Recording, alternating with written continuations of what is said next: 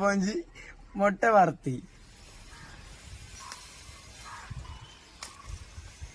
അവങ്ക് വേണ്ട സാധന 5 മുട്ട, 1 ഉള്ളി, 10 മുളക്, ഇച്ചിരി ഉപ്പ്, ഇച്ചിരി അരിയരുത്, കുഞ്ഞായിട്ട് അരിയാണ്. ഉള്ളി അരിഞ്ഞോ മുളകും അരിഞ്ഞോ. ഇനി മുട്ടയും കൂടി പൊട്ടിച്ച് വെച്ച് അവനഞ്ചു കുയാക്കി ഒഞ്ചു മിക്സാക്കി ഉപ്പും കൂടി ഒഞ്ചിട്ട് എണ്ണയിലഞ്ചു പൊരിച്ചെടുക്കണം.